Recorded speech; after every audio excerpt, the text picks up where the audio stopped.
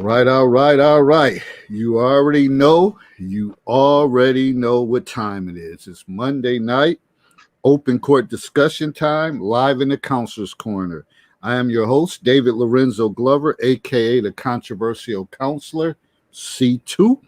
And joining me is my co-host, Herb Lewis. You know him as the Big Bad Wolf.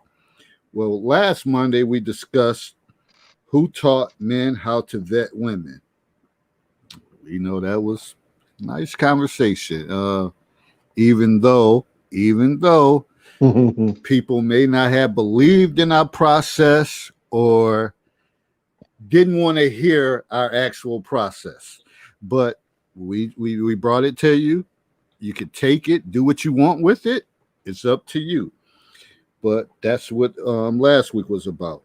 Well, tonight we're gonna take it a little deeper and discuss: have men stopped courting? Now, we know, okay, I know a lot of y'all get caught up in the absolutes. Not all men. There are some men. We know that. We know there are some men, but I'm just saying, on the average man, have they stopped courting? Have they stopped doing the things that, like I said in my promo video, back in the days, I used to hear that word often, courting, stuff like that. I don't know if I hear it as much now. I don't know. And they probably got some other word for it, but I don't hear those actual words. So, along with the concept of dating, is it really a fair exchange, or men still expected to assume the traditional role of paying? And I think that has a lot to do with the courting process, where many men may say, I'm not about to do all that. I'm not about to put all this effort out if she's not going to do anything. Because I think back in the days, women used to do things and used to hold their own. And now, a lot of women, whether you say you're independent, you make more money, or whatever the case is, does that give you the mindset to say, I'm not going to put out that much effort if it's somebody that you're interested in? Because if you're interested in the person, you got to do something. As I always say, damn, make me a damn sandwich or something. You got to do something. And I hate to sound like Sherman Klump, whatever, and put emphasis on the sandwich, but damn, show me something. Okay. Oh boy, this should be a great one. Also, remember, please like and share this video and subscribe to my YouTube channel, The Controversial Counselor. So we here got a topic, and it's a very important topic, because if you're wondering why, and I know people are also going to say this, it doesn't matter or whatever, but then you see other people, you know, when you finagle around social media, you see the conversations that women are saying about finding men, where's the good man, and different things like that. And now we're going to try to talk about that. But I guess it's just the controversial counselor and the big bad wolf. Who cares what they're saying? That's only two guys. So, but it's two different opinions that you're probably not used to hearing. So you're going to hear our perspective. Hopefully we have more people join in. Hopefully some women join in tonight, because I think this is a valuable conversation. Also, if you join the panel, remember, I got some questions to keep a nice flow. But remember, keep it short, sweet, get your point across, and whatever you feel that you can't get across, then put it in the chat. And I have, stuff going throughout leading up to the show. So that's about that. But any housekeeping thing, it's a day. The one thing I got to say to summarize my day is, understand this, man. Our young people is going through it after this pandemic. It's going through. Remember I said I wanted to smoke at work? Now I'm starting to get the smoke in the last few days of school. And our young people are struggling through this pandemic. We may not know it. We may not pay attention to it. And I'm going to always say this, and I learned this from one of my supervisors. Majority of the time, when Kids make poor decisions. It's the result of an adult making a poor decision in their life. So just think about decisions you make and how it impacts children. You may not believe that, and you may say, no, sometimes they just go on and do things, they being hard headed. But majority of the time, and no, I don't have no numbers and all that stuff if you're looking for that. But in my gut feeling and from my experiences, when kids make poor decisions, typically is the result or impact of a decision an adult made or failed them in their life. That's just my take. Thanks for everybody who joined this broadcast so far. I'm gonna pass it on over to Herb. We got my man Willie A. Price Speaks about to bring in the studios. So we're gonna chop this and break this conversation down. But remember, I got some questions, and women, if you're out there, you want to join, got some questions for y'all asses too. Yeah, I said it, y'all asses. Oh boy. Hey, good evening, everybody. Hey, welcome, Willie. You know, the funny thing about your statement, David, is you don't need any numbers. All we have to do is step outside and look at the difference between how we behaved at their age and how they're behaving at their age. That's all you need to see. Even let's take the number of single parent homes, whether they're male or female led. We didn't do some of the things that these kids are doing. I see an increased use of illicit drug use, you know, whether it's marijuana, Molly as a term, and I think Molly was a combination of cough syrup and some other over-the-counter medication mixed. And you see the number of kids that are either overdosing from it. Younger people, let me not say kids, people in their very late teens, early 20s, they're overdosing from it, or some things of that nature. Things that we would never ever attempt to do. Now, I know we have people that would do what has been termed as huffing, which is inhaling fumes. So paint thinner, things of that nature. Those were the things that people our age did back then.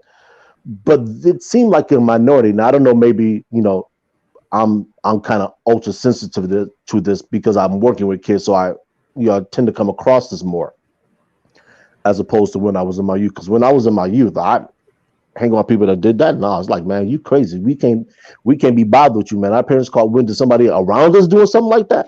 Oh, we get in trouble. Don't matter if we're guilty or not. So we went the other way. Nowadays, it seems to be more inclusive. You know, see somebody doing something, you know, they want to try it too. You know, I could not imagine eating laundry detergent or Tide Pods to some of these kids. And when I first heard about that, I'm thinking this has got to be some cruel joke. But come to find out, this is a real deal. So I mean, you know, this is like you said, that you know, the kids eventually will fall into the ways of the people around them, especially if they don't have good parenting. Doesn't matter whether it's immediate parenting, oversight from a trusted adult, a much older sibling. Because when I was, you know, my age, I had brothers that were 10, 12 years older than I was. So even when I was 7, 8, they were in their teens and they were, you know, don't do that. Stop that. And it said that, you know, by the time a kid gets to be like 2 or 3, they've heard the word no like 2 or 3,000 times. So it's embedded in them in terms of things that they should or shouldn't do. You know, they say so often kids don't hear the word yes. So I'm thinking maybe we need to revert back to some lessons that we learned and start instilling those lessons in the youth so that they understand that there's just some things that you don't need to do or engage or try just to see that they're lethal. They're counterproductive to you being a good person or you just getting to adulthood, which is the next step in life. So I mean, there's a lot with that, man. And you know, I'm just grateful, you know, that I'm off today because my legs is kind of shot from bike riding the last day and then running around and practice with the kids. So, but my squad's coming along. I'm happy to report. Shout out to the Western New York Wolves. They got out of town, got that W and that chip. You know, we got a new coach stepping in, Wanda. Congratulations to her and continued success. So I'm gonna turn it over to Willie. What's going on, Willie? Fellas, can you hear me? Yep, we Yes, hear we you. can.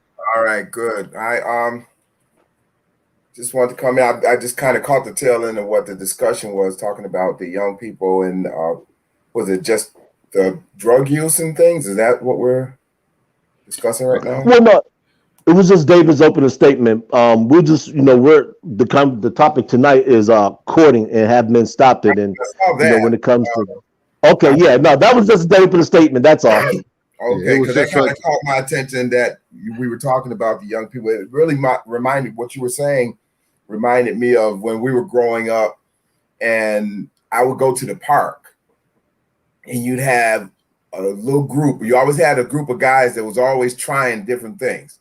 And I remember they get the paper bag and put the glue in it. Yeah. And Yep. sniffing the glue. You're sitting over in the corner, they sitting in the corner sniffing glue. And I would go up to the park to play basketball and play football. That was my thing. And so I would go up there and I'd see these people doing these things. But for me, because that wasn't my group, that peer pressure wasn't there for me to try it.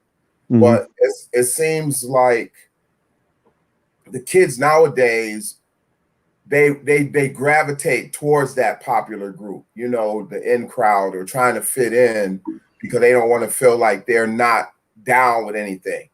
So even though they, like you said, they shouldn't try it or shouldn't do it, a lot of times because they want to try to fit in and try to seem, want to fit in and be cool or, hang with the in crowd, they're trying things that they really do know is wrong, or they've seen some of the effects of it, but in reality, they just, they want to fit in. And a lot of times you'll find that with a kid who's been bullied and trying to make some friends that he feels were going to help him and protect him. You'll find that a lot of times with them because that crowd, that in crowd, is normally the people that has bullied them. So he's trying to fit in with them and trying to, gravitate towards them so that way they won't be bullying them. And I see that sometimes when I do my programs. I see how some of the kids will be the quietest kid, and he'll see the other kids doing something that he know isn't right, and he'll go do it too, just so he could try to fit in and try to be like a buddy with them. And at the end of the day, he still feels left out because once he's finished partaking in whatever that activity is, they tend to shun him in the first place. They go right back to that whole behavior of shunning them in the first place. So I mean, I understand, like you said, a lot of our kids. In my program, I do a thing called Surround Yourself with Better, and I explain that to them is that as you start to get older and start to determine, because like I said, we do the 4 W's, understanding who you are. Once you start to understand who you are and where you're trying to go, you're going to find that some of those people who are surrounding you aren't going to be there, or you're not going to want to be around them because they're not going to be going in the same direction that you're going. I said, so sometimes you may see them doing something that you know is wrong, and instead of trying to fit in, sometimes you just have to walk away or say, I tell you, I'll give you a good example. I used to, when they were doing things that I knew was wrong and I could get in trouble, I would say, oh, I forgot my mother wanted me to come home and do something. And that was always my way of getting out of, doing some of the things that I knew was going to get me into trouble. And so I even like tell, excuse me, I tell that story to the kids, and we laugh and joke about it, but it's something that I kind of put like a little thought in their mind that if you find yourself in that situation where you don't want to look like a punk or a chicken or whatever, say, oh man, I forgot that I'm supposed to go home after school, because my mom wanted me to, do something with her or whatever, using that as an excuse. So that way you can get out of doing something that you really don't want to do in the first place. And some of the kids have actually used it because they, again, that pressure of saying, well, no, I don't want to do that, because then of course they come at them, oh, you a punk, you chicken, whatever the case may be. But if you say, well, man, I was going to go with y'all, but I forgot I had to go home after school because my mom wanted me to come home and do whatever. And now you go take it up with my mother. Can be an escape. Exactly. That definitely is a good approach. And we could probably have a top the show A on whole discussion on it. rites of passage and some of those stories, because I got a bunch in my Rolodex that we could talk about. But we're gonna get to this subject about the courting situation. Lord have mercy. And first thing I want to ask you guys, do you think there is a difference between dating and courting? Yes, Okay. absolutely. Courting is defined as the process of leading to marriage. So everything that you do in that quote unquote courtship, from the time that you meet her, you express your desire to meet with her, eventually get to know her family, so y'all can build those bridges toward marriage. Dating is, dating now seems like it's just digressed into, I guess what they call it is Netflix and chill. Now I don't know. I don't have Netflix. I think I've maybe watched a handful of movies on Netflix, and that was with the individual that I'm dating. So I don't know about the whole hookup culture. I really don't subscribe to that. I know there's the whole friends with benefits thing, but I don't necessarily think that's dating. I think that's just convenience for people that are busy to the point where they feel like they can't date. So let me ask you this. Let me jump in right here. So, dating, you go to Netflix and chill, but doesn't courting come from dating? Don't eventually those dates, whatever, eventually go to, okay, I'm about to court you. This is real. We about to get real. We about to get serious. And I'm about to put my foot on the gas and step my game up. Isn't that the way it should be? Well, that's the whole thing with the courting process. The courting process was you were actually chaperoned with people who would stop things from going so far. They would keep things on the rails, if you will, so that everything you did was in accordance with what should have been done to lead to marriage. So there was no premarital sex. You weren't alone to engage in that type of behavior that led to unplanned pregnancies, that led to potential to get either party in trouble. There's an old song called the Everly Brothers, I believe, did "Wake Up Little Susie." And if you've never heard that song, I would advise you go listen to it. It's kind of a tongue-in-cheek joke about two teens supposed to be on a date. They went to a movie, and the movie was so bad that they fell asleep. But the story is something completely different once the word got out that they got home past curfew. Now you can let your mind wander and think about what all the things were that teenagers might do to make them late.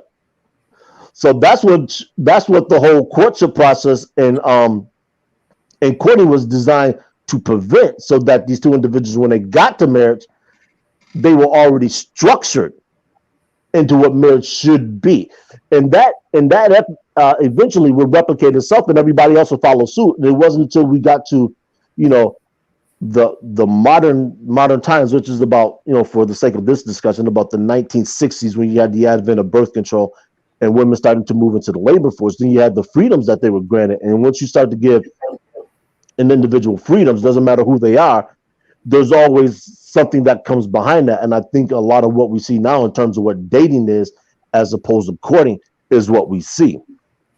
So that in and of itself is part of the reason why you had the Netflix and chill, the hookup culture, the rise of dating apps, Tinder, Instagram, Bumble. I mean, take your pick. I mean, so all those things are out there, and it really doesn't even push people towards dating. It pushes people towards what's convenient for them and what they want to do in the moment. And sometimes what you do in the moment had the adverse effect of what you were talking about with your opening statement of these kids seeing it. So now that the kids see it, they replicate it. So you start to ask yourself, where do we go wrong?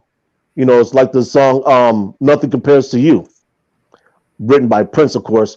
Most people know the version sang by Sinead O'Connor. So, I mean, there's all that stuff in there, man. You put it in the pot, it's like gumbo. You don't know what you're going to get until you realize what you put in there. All right. Really? Yes, sir. I kind of look at it differently. I look at it as actually 4 different things. And I'm going to take you back. If you remember how history, if you even go back into history, in the beginning, it was planned marriages where your relationship was set up between your parents and another family, and it was planned out, and you were assigned based on the status of the families. That's how you were married. It didn't matter whether you knew the person, didn't know the person, if you liked the person, if you loved the person, none of that counted. As time went on, it began courting, where, like you said, the same thing. It wasn't so much a planned marriage where the families planned it, but they watched and planned who you dated. They paid attention to who you dated, and you courted the person, which meant that when you did get together with that person, there was a chaperone. There was a chaperone there to make sure that there was nothing that was going to embarrass either side's family taking place in that situation. From there, we went into a new era of dating, where now you're able to go out and you're meeting people, going out alone without a chaperone and creating relationships that way, and eventually getting married. What we have now is what you said, the Netflix and chill, the hookup syndrome, where people don't get together with the intentions of marriage. Marriage is like the furthest thing from a lot of minds nowadays. If you look at the rate, I did a post on my page one day, and I was talking about how 48% of, and this was actually from Black Demographics before people jump on me, stated that 48% of all Black women will never be married. 48% of Black women will never be married. And it was based on this whole concept now of the hookups and the Netflix, and the fact that more women now are getting involved in, more involved in their education, their children, and doing those things. And once they've gotten the education that they want and the career they want and raised their kids, now they're at an age where what they're commanding or demanding to be an equal partner is not being met by them. So as a result of it, they end up 48% being married, hanging out with girlfriends, traveling with girlfriends. Everything is like a girl on girl type thing. And they have a dog or a cat at home, and that's their partner or a roommate, a female roommate. So, partner. So if you look at that, that's how when I heard the subject, it made me think about it, that's how the transition came from. They started with planned marriages to courting. Today, because back 30s and 40s and 50s, it was courting. You courted somebody, but the end result was you got married. Planned marriage, you got married. Courting, you got married. At the end, you wasn't courting just to hang out and hook up or whatever, because you really weren't hooking up. And those young ladies who did end up hooking up and getting pregnant, the family sent them away, sent them down south, or sent them up north, depending on what location you were in, because again, it was a reflection on the family. And as time goes on and time went on, then it went into dating, where that wasn't so much of the effect of reflecting on the families, because you were allowed to pick and choose by going out and meeting people who you want to be with, who you want to get involved in a relationship. There was no chaperone, so there was more possibilities of sexual relationships. And then from there, you might have, fall for that person that got married, but that still wasn't a guarantee. And now in the era that we're in now, marriage, like I said, marriage is nowhere. Most people don't even talk about marriage. Yeah. All right. So we got Lakia on here. So hey, we're gonna Lakia. get her perspective. How you guys doing tonight?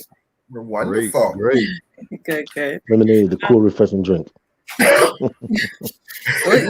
Cool, refreshing drink. I know, me too. I don't know. Can we bring stuff? I'm just Arizona iced tea in it tonight. I got tea. I was gonna say that looked like some Bombay Sapphire. I ain't got my glasses on, so I Arizona can't iced see. tea, sweetie. That's it. A little green tea.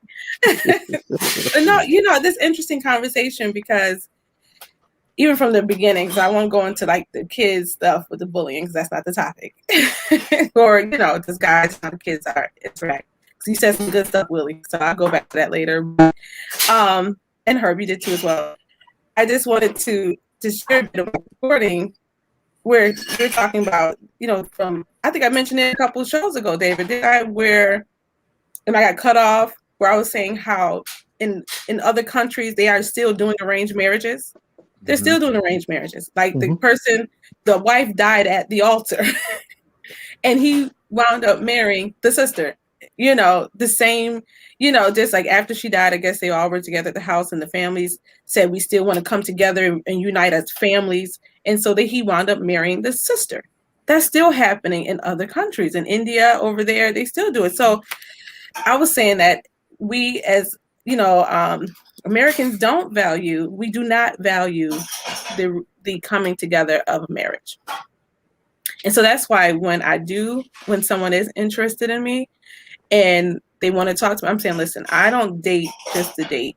I date for marriage. I want to be married again. That's my whole purpose of dating you. If you want to date, you want to get to know each other. That's what we're doing. I'm vetting you, you're vetting me, and we want to see if we can bring this together. You know, I know you guys don't hear too much of women vetting men, but or maybe I just don't hear it that much. But and then also another thought I wanted to share was that when in that process, you know, we decide not to, I guess, no hard feelings, but it still gets kind of hard to break free. But it's a purpose behind me dating. Oh, this I wanted to say. And I had watched, David, your video, and you said something about women just like to go out to eat. Well, I'm guilty of that too. I like to date because I like to eat. That's bad business. If you can't make me a sandwich after the second or third time, that shit got to come to an end. It got to come to an end real fast. I can make anybody a sandwich now. That ain't a problem. I have some nice good lunch meat. I used to have a restaurant, so that is issue. But the thing is, right now, because I am more career oriented, that I do not cook as often, but I do like to go out and have some good dinner somewhere else, you know, at a restaurant, whatever, or just go out and just a fellowship with somebody. It doesn't always have to be relationship wise. If I have already established with this person and they have already established with me that this is just a friendship, this is just getting together, having some drinks or something to eat, then that's cool too, you know. But for the most part, if I am going out on a date with somebody, it's because and I let them know, hey, this is what I'm looking for. And if you're not on the same page, then hey, we can just enjoy dinner with each other and have a good time and go on our separate ways, be good friends. Well, here's the question. Look here. Who picks up the tab? You know what? Honestly, there's times I will pick up the tab because what I have found with a lot of men, and you can correct me. No, you can't correct me because I know this to be true, is that they think that because they paid for a meal that they was getting something that night. Entitled. That don't happen with me. So entitled. Thank you for the meal. I appreciate you. But if I notice that you're thinking you're going to give me a meal, because you're paying for the meal, that you're going to get some, then I will see. So let me use the ladies' room real quick. And as I go use the ladies' room, I will get my waitress and say, here's my credit card. I'll pay for both of our meals just to let him know, sweetie, I don't need you. And that's probably wrong, but it's not wrong. Let me take that back. It's not wrong because it's letting them know, no, I don't need your meal. I can pay for yours and mine. So you leave him stranded at the drive-in, stranded a fool. You said I can leave him stranded at the drive-in? That was a metaphor. Yeah. This is probably why I haven't had a date in a while, because I've already posted and announced that I don't do dinner. You just had a big date. That wasn't a big date, though. That was funny. That really wasn't a big date. And it wasn't 6 hours long. I don't do dinner. I don't do dinner. When I take a person out on the first date, it's never to dinner. I find that's the worst way to get to know a person, is trying to talk to them while they're eating dinner. So on the first date for me, it's going to be like the date that you saw. We went to the park, we went to the water, we walked around and got to know each other. And it just turned into like a 7-hour hangout. But you know, and I did miniseries. We did go get something to eat, but it wasn't a dinner date. And so I tell people all the time, I don't do dinner dates. And like I said, that's probably why I haven't had a real date in a long time, because I refuse to do that. I refuse to get somebody, take them out, and you go to a restaurant, a nice restaurant, and you're having dinner, because there's not so much conversation you're going to have. Because, of course, they're going to be watching the way they eat. You're going to be watching the way you eat, and then you're trying to talk and have a conversation with them, and it doesn't work. It doesn't work. It's going to take that next date and those next phone calls to really get to know the person. But if, like I did that day, like I said, 6-7 hours, I found out all I needed to know in them 7 hours. So I'm saying, and it didn't cost me a dinner. But let me ask you this. Go ahead. If you think about it, dinner dates and all that stuff with somebody you really don't know could be rather awkward to be eating and carrying on in front of a pretty much a stranger. Yeah. If you think about it. And I know I posted quizzes before, and I said the best thing probably is a lunch date, because that's usually a fixed time, unless it's on the weekend. But if it's during the week, whatever, typically you got 30 minutes, an hour, then you got to go back to work or whatever the case is. But it's not the same ambiance as a dinner date where you can meet up and you can be sitting there for hours and hours and like, have a couple cocktails and like, we gonna have to spark some off. Some dessert got to be going on down here.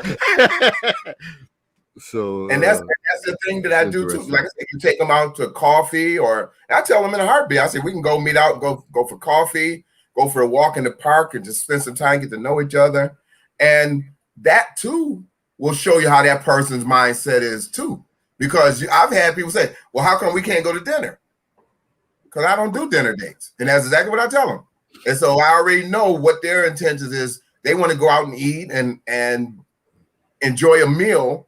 And if they like you, they like you. You may do another date. If they don't like you, they know they got a meal out the deal. No, we're gonna go have some coffee. That's just bad. And we're gonna, get to know each other. We can walk and talk. We can sit in the park and chill. But the thing is, that's gonna show you more about that person than trying to get to know them over a dinner. You'll get to know that person better being able to sit in the car, drive, walk in the park. And that's what we did. We walked in the park and sat over at the falls and went over to Nikola Tesla statue, just walking around all the islands and all those kind of things and just talking and getting to know each other. And like I said, it was good to a point, but then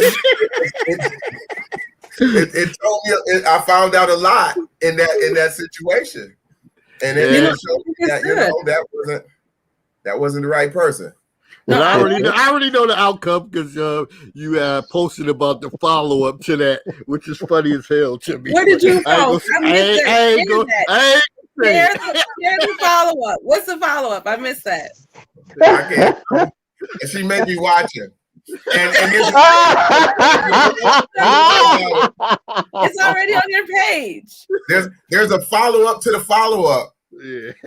Oh, I'm gonna have to go to your page, I guess. Then. It just, I think that's a great idea. I've gone on. I was invited to a walk to like the Rose Garden, and that was a great time. But then it started raining, which was fun. But it allowed me to see if he was a gentleman. Right. It allowed me to see because it was raining. He wanted to protect me with the umbrella and little things like that. And actually, I took my dog.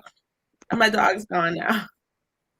My babe, sorry, I'm having a moment. Okay. Hold up. You took a dog on a date? Yeah, you got your dog. A dog, an annoying ass dog on a date. He's a great dog. Casper was an awesome dog. He was a sweetie.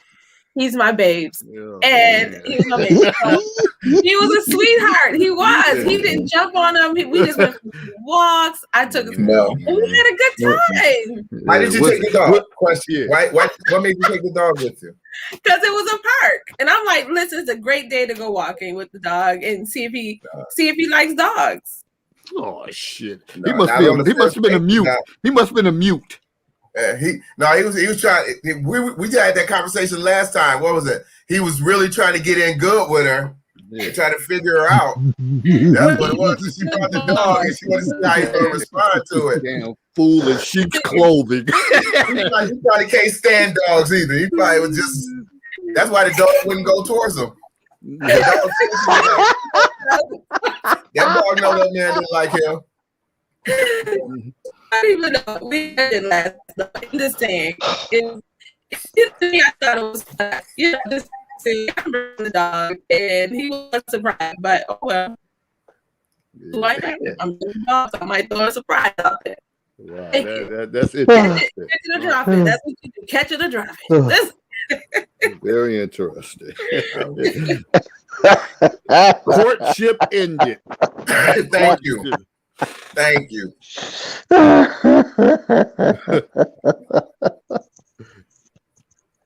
Then the happenings. Lakia, you know that's a meme. what's it mean? You on a damn date with a dog. That's a meaning? Yeah, that's a meme. I'm making my eyes water. Wait a minute. I'm in tears. I'm cracking up. It's not like we went to a movie. It don't matter. Where matter. you I going? know a first date. It don't even matter. Oh, come on. Did you ask him, is he allergic to dogs? Do we have a fear of dogs? Or whatever the case is. I know some people that do have fear of dogs, but he wasn't one of them. Did you ask him? Though? Did you ask him? Did you ask him before you brought the dog, or you? I did You before I just brought brought him out the car. Before I brought him out the truck, I So the did. dog was already Yeah, the there. dog with you anyway. You was What the waiting. hell is the problem? See? Nah, Yeah. So y'all said I messed that up before it started. Is that what y'all trying to say? All right, God. I have a better question. then. Lakia, I have a better question. Okay. When was the second date? At the SPCA after he killed the dog. There was no second date. There was no second date. Let me think. Where was restaurant? We did go to a restaurant. Yes, we did. The second date was a restaurant. It was really it was like a nice upscale restaurant. And actually, we weren't even in town. He took me we went out of town, went for a ride, and went to a nice restaurant in the city. So where the dog had to pee, he couldn't go, huh? It wasn't that the dog didn't go with us that time. I did not. Did you bring the dog back a doggy bag? No. I'm not that dog obsessed. I'm not that obsessed. You set yourself up for this one. Did I? Whatever. Yeah, you Listen, that's okay because there's nothing wrong with. There are some guys that are dog lovers. Okay, I love dogs. They would have loved it. So it's the right dogs. kind of guys who love my dog. Just like if they love my dog, love me or like me, they're gonna like my dog. Period. Okay. Period. I'm not meeting the dog or the kids until I know we're serious. The dog neither. No, I don't want to get friendly with nobody but you. Yeah, I just scared the dog. Oh, wow. That's why them two got cats. You got cats too, don't you? You know I had a big old dog. I had a Japanese Akita. I didn't know And a what y'all Chihuahua. had. And you a know, Chihuahua. too. I do want to bring back a comment that you said a long time ago. I had to bring. I forgot to mention it a while ago. I know what you're gonna bring up too. What you? No, you know what I'm bringing up. What am I bring up? You already know. Makeup in the hair. Okay, because my sister's beautiful. Okay, let me just. I forgot to straighten you out about that one. And when I said it, I looked right at you. I thought you were gonna say something. You out about that one. Okay, so I just want to say that you know what I'm talking about. I know. When I said it, I thought you were gonna say something then, and you didn't. I That's forgot. why we got I got caught up in the conversation. I forgot. I was like, dang, I forgot to say something to him. Very interesting. Very interesting. Back on subject, please. All right. Well, no, it is because see, for her, that's part of the courting process. Is he going to accept my animals? That's it. You That's guys it. got cats, so why shouldn't I hope a guy would accept my dog? Come on. I'm not Well, taking because my damn cat on a date with me. I'm not taking a cat on a date. It was an informal park date, just to get to know each other, hanging out, taking a walk. Walking the dog. How are you gonna get to know him? You gotta pull the dog and pull out the little bag to clean up stuff. That's taken away from time from him.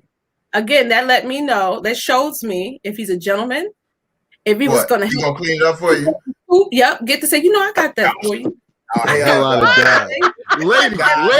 Ladies, do not listen to that advice. If you're in the courting stage, taking a dog on a date, X that out. Oh, Let me take the leash. I do it for you. Let me take the leash. Yeah, I can do it for you. Yes. okay, wait a minute. Third or fourth date, maybe. Third or fourth date, Okay. maybe. First So date. so if the situations were reversed, would you have done the same thing for him? That's the thing. I would. I'm not going to put you in a place I wouldn't put myself, and that's just being real. I'm all 110% on 50, and I think at many times I've done 80-20. I'm a woman that is. I'm not like you have to serve me. I love to serve. I call myself a servant. I love to serve. So that's not. That's my character. You know what I mean? So I want to know if the guy that I'm dealing with is a server as well, because I want him to be able to serve me, because I know I'm gonna serve him. If he has a cat, if he has dogs, I'm not. And to be honest with you guys, I'm not a dog lover. I love that dog because I had to take him. He was my grandfather's dog. My grandfather had a stroke, and I had to take him over, and he grew on me. So, am I going to go buy another one? Not. So if he has a dog, I wouldn't have to get used to this dog and be like, okay, if I like this guy and I want to get to know him, I really want to try this thing out, I'm going to try to deal with the dog. So yeah, I wouldn't do that. Not on the first date, though.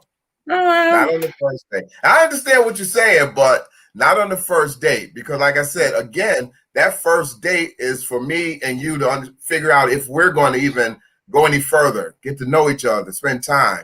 When you bring something like a dinner where it limits your conversation, or a dog or your children along, all those things take away from the interaction. Now, like I said, I understand what you're doing and what you did.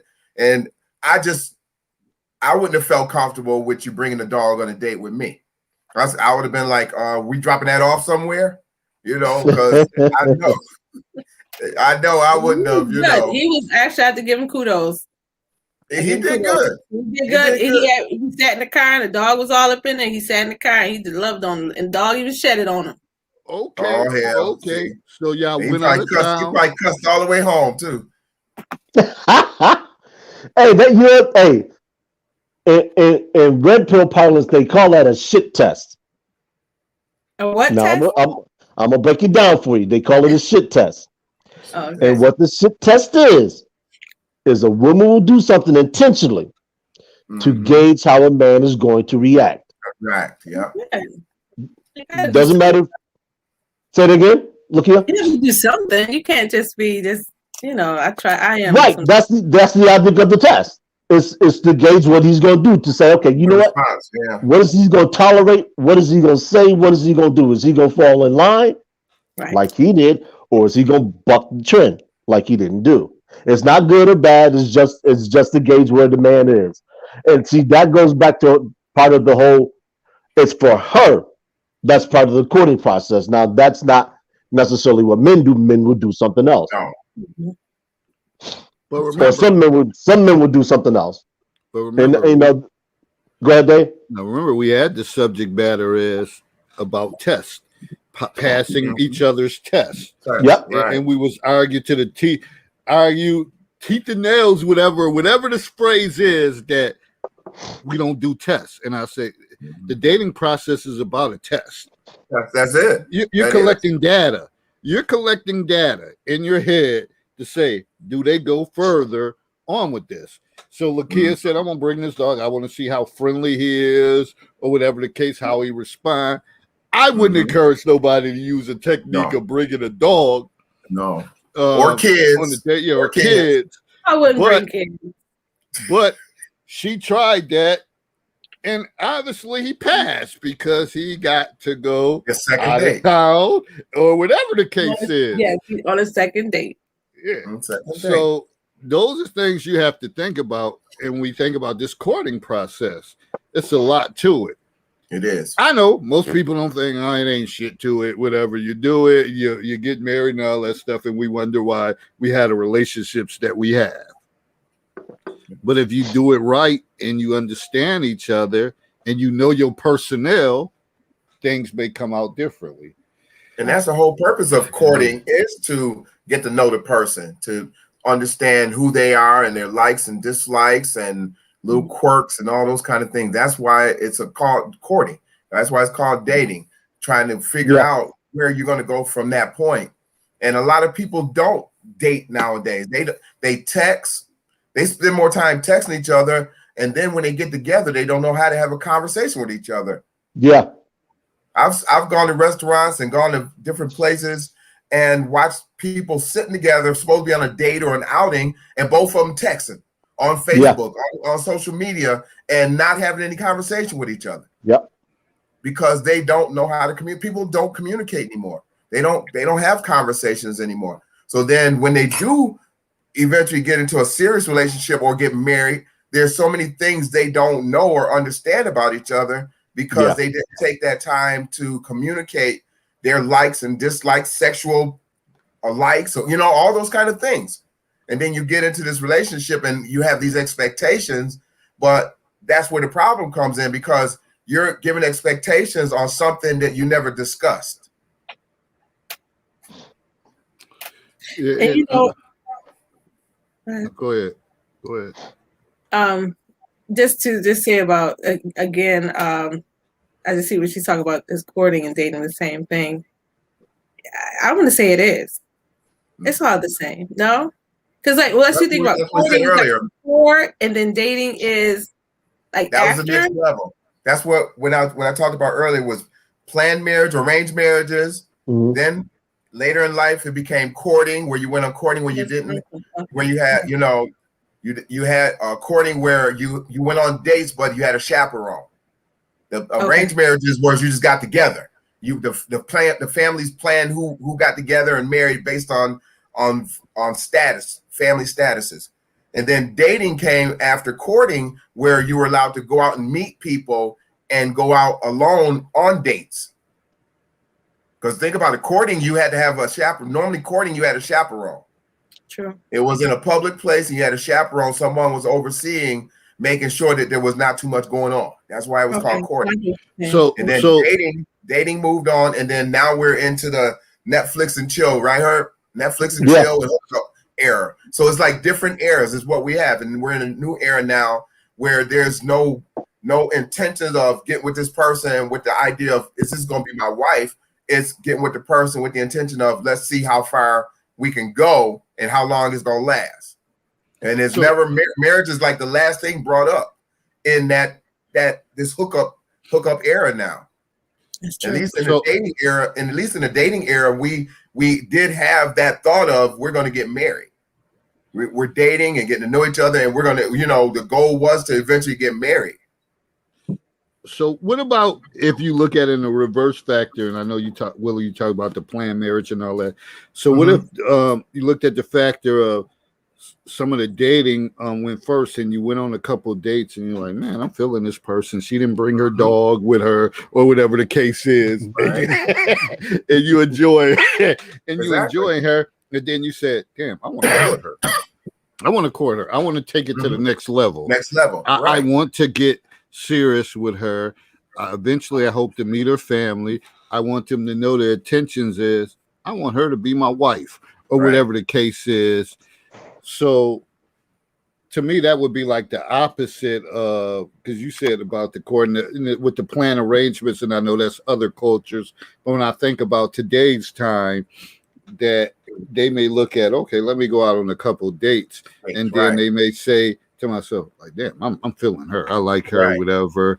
And now I want to get to meet, because that's another thing too. When do these people get to meet your family, or whatever the case is? When are you comfortable bringing them around your family? Do you just bring somebody randomly, like, oh, we all over here for Thanksgiving, stop by, and they come by, they cut a damn food, they drink up everything, pack up, have Tupperware in their car, packing up meals and all that stuff? It's a process to this shit, for real. But it's a process to this. And you think about it, that's basically, like you said, the planned marriages, that was back in different cultures and so forth. What we had is the courting and then the dating. But now, like you said, even in the dating, in the courting and in the dating status, you did meet the families and all those kind of things. If you think about the hookups and the Netflix chill, family doesn't come into that. Family rarely comes into hookups and Netflix and chill. They come into Netflix and chill late at night when the kids are going to bed. So now not trying to meet the kids, and you're not normal because y'all hooking up and just hooking up. You're not bringing them, inviting them over to, for Thanksgiving dinner or anything else like that. But in the same sense, that relationship or that hookup may turn to the point where you say, you know what, I'm feeling her, see if she's feeling me. Maybe we could start dating. See what I'm saying? Now you go into the dating mode where now you're taking that time to get to know each other. So it can still result in dating, but it all falls back to dating eventually. That's what it falls into. Dating is the real key. Now, you don't do courting anymore, but the dating is the real key. The Netflix and chill and the hookups, that's not going anywhere. You're not going anywhere with that. Now, let me ask this question. Now, this is something that I know you guys talked about briefly before, or probably more so, but what concerns me is in the courting stage. So let me say, maybe let's word it this way. When a man starts using terms of endearment in the getting to know each other stage, is that, and I'm saying terms of endearment meaning baby or saying I love you, they start saying I love you, when they start talking about how they want to get with you and get with you physically, sexually. Now, does that mean that now you're moving into the dating stage, or does that mean that's dating? Right, you're dating, but that's what I said. Right. We're no longer in the planned marriages and the courting stage. That was, like I said, that's when you had to chaperone courting. Now it's dating. Dating is what you're talking about. Dating is what we do. Our age groups, that's what we're doing. We're dating. The younger people nowadays are doing the Netflix and chill and the hookup and bouncing from this girl to this girl. There is no commitment of getting to know them and saying where this is going to go. It's all about just living for the moment. And that's we're in that dating realm. This is what we. When that type of language is starting to be, given to me, you're now dating. There's no longer we're in a relationship. Right. Exactly. Just, listen, we start having that type of talk. We are now in a relationship because I don't want anybody just telling me or calling me baby or calling me babe or calling me any type of terms of endearment, telling me they love me. Now I'm like, okay, then this is serious. They this is if you're not in a relationship, you shouldn't be doing that. You're not trying to invest yourself with it. If you think about it, if you think about it, you meet a person. If you meet a person and they calling you baby right off the bat and honey and sugar, because I know some women that really get upset when dudes do that. You meet them, you know them for a week or two, and they call you baby and honey and sugar and all kind of pet names and all this kind of stuff. And it becomes, you start to notice that's just the way they are. They say that to everybody. So what makes me special in that case? So So now if you are with a person and you've gotten to know them, y'all been dating, y'all been spending time when it's dating, and now all of a sudden, he starts saying, baby, can I come over? Baby, you want to do something? How you feel? Now it starts to come into part of the conversation as that's his term of endearment for you. Right. Now you're in a dating realm. It's not a hookup realm, because if y'all hooking up, y'all ain't saying very many names at all. Right. And that to me, that just makes sense, but doesn't always mean that for everyone. Yeah. Okay, we got who we have there? Gwendolyn in here. Hello. Hi, Gwen. How you doing? You heard a lot. Is anything you want to, or something you want to focus on that was said between any of us? I'm just listening for now. Normally I have a lot to say, but no, you always got a lot to say. Stop playing with me. I know, because I've been trying to get it out there. Shoot, I had a lot of experience in life. I know. Y'all talk about dating and courting, and I'm a type of person that if we hanging out and we getting, say we went on a date and we're hanging out and things like that, what do y'all consider that? Is that dating or is that courting? You said it. You said it every time you said it. You said dating. True, but You said dating the whole time. So you knew what it was before you asked the question. well, I mean, I've dated in a person See, for there you 18 go. years. I've dated for 18 years because after a certain amount of time, I could see there was no such thing as marriage, and you know, that was just a lot of wasted time. Mhm. I should have Well, here- known, but you know, Go ahead, Gwendolyn. I'm just saying some people have you on their insinuation. I'm not saying that we plan to get married because in the beginning we were really tight, good friends. And it just seemed like after a year, maybe 15, we started drifting further apart. And, you know, it was a lot of stuff involved. I ain't trying to bring it all out there like that. But after 18 years, I sat in, you know, any relationship I get into, I'm going to treat it like I'm courting. I'm showing you this is, I cook, I clean, I do whatever. You know what I'm saying? I'm that good woman. But most of these guys out here today, they're not, they haven't ripened yet because they still want to date. That's all they want to do is date and have 3 or 4 women. And I'm a serious person. If we hanging out, I had to know you or something like that. And after a certain amount of time, you know, I'll stick it out as long as I can. But when I see some problems, the red flags, it's rap. I'm a Well, private person. Go ahead. Gwen, it took you 18 years to see the red flag. I lost on that one. No. I didn't say that. I said after year 15.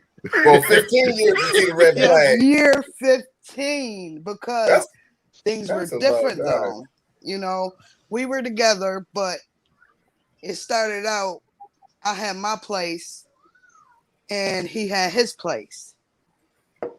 And then we both went through house fires. I had the house fire first. And after his house fire, you know, he was like, can I hang there with you for a little bit? You know, and he came and he hung out with me. This is after 15 years. He said no. Straight no, huh, Willie? Listen. Hell no. Listen, though. And then it had a time when I had to take care of my grandkids. So he like swooped out the door and, you know, this thing just really started. But he encouraged me to get the kids and do this and do that. It's like, what you trying to give it an exit? Or, I mean, I don't know. But it took for me to see the other side of them to leave them alone. I'm that type that stick in there. If we dating, I consider us being in a relationship after all them years. All them years. Well, Lakia, how long does it 15 take years, to determine the relationship? How long would you be willing to? Sure, you don't know nobody. You never can know a full somebody. Never. They keep Well, let me say this. hitting. I wasn't married for 11 years, but I had to start asking myself this question at the 10th year because it didn't change. In that time, we had children. Okay. So, and my children were still small, and I wanted to stick in there. I wanted to just be the loving, humble, you know, God-fearing, you know, submissive wife. And as I began to get older and grow, I got married in my 20s, my early 20s. So as I began to start realizing something was wrong, I had to ask myself at the 10th year, can I do another 10 years, another 5 years, another month, another week? And I had to say, no, I can't, because it was just too much mental. I'll say I'm not going into too much detail, but it was very mental heavy. But y'all were married though, right? We were married. And so I had to say no. So in dating, how long did y'all date before y'all got married? Yeah, that's what I was asking. How long did it take for us to get married? Yeah, how long did y'all date before y'all got married? Really? You want to answer that question?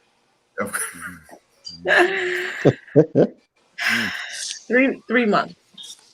Okay. We were married. We met and we were married in 3 months. Okay. Yeah.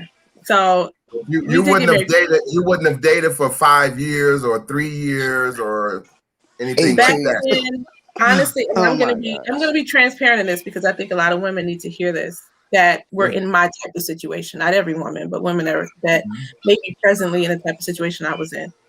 I was in a Christian. I was being a Christian woman. I was, you get married. It's better to get married than burn. Saying having sex outside of marriage. And so feeling that pressure of wanting to be with him sexually and him wanting to be with me that way, I just, I was like, well, we got to get married.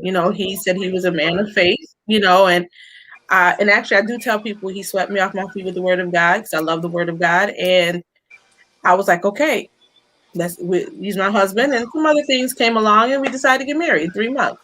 So in my situation, so that I wouldn't be judged or I wouldn't feel bad spiritually, that I felt like we have to hurry up and get married because I don't want to have sex outside of marriage. Now that I know God for myself, and not to say, and I'm not still going to condone any marriage before sex. Sex before marriage. That's to each his own. However you make your decisions, but that's between me and my Father. Whatever I decide to do, you understand. So now I could say a couple years. I wouldn't say 5. I would say at least maybe 2, 3 at the most. But 5. I think by 2-3 years, you kind of know if you're going to continue in this or not. So I would say that, but that was my reasoning for then, partially my reasoning for getting married quickly.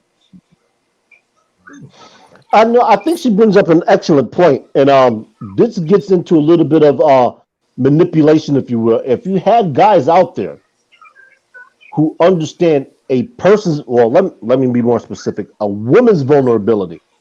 You have some that during the dating or the courtship process, they will hone in on that and they will take advantage of it. And that's what she's actually talking about.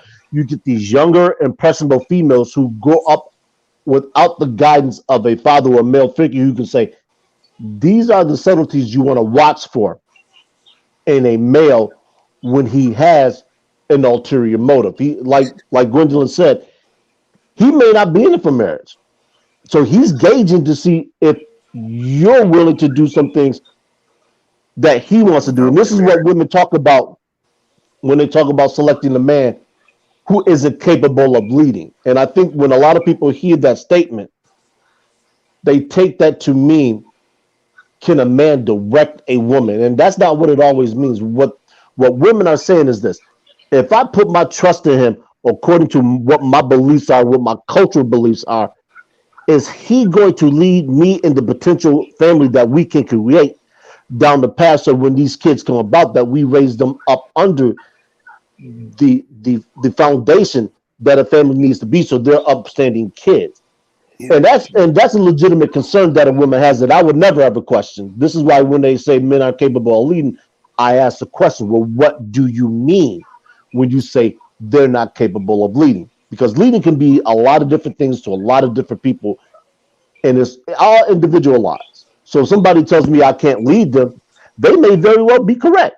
I can't lead them to the multi-million-dollar home, to the multi-million-dollar extravagant lifestyle, because I'm not that type of guy. I just don't aspire to have that. I aspire to be, a working class, middle class guy. Has his home. If he wants to do something, he's afforded himself the ability to do that. Some women want more, some women want less. So that's where the dating comes in. Because me, I tell people, I put everything out there on the table the first time I meet you. People say, well, aren't you scared of being judged? We're being judged anyway. So why not be judged for who you are, what you have, as opposed to what you're trying to mislead somebody into thinking you have? Because eventually, everything that you don't have, they will discover anyway, especially if they move into your house and you're saying, oh, wait a minute. This isn't what I thought you had. You told me you had this. It reminds me of the movie Cinderella Man, when he was going around collecting money to keep his bills paid. And then he went to his manager's house, knocked on the door. They opened the door, and it was just a big, beautiful, empty house with no furniture.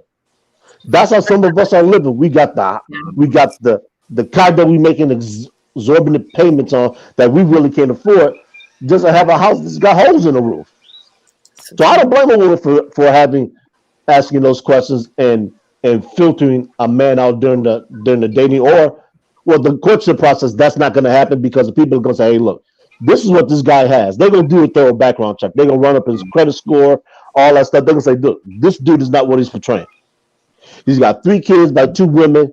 He's in arrears on child support. He ain't doing nothing for him. You may want to bug out now." So I don't have a problem with women, asking those type of questions. I would tell you do that. Mm-hmm. And just real quick, I know you got new guests, another guest on, but real quick, I'll share that I did say, I was hoodwinked, bamboozled.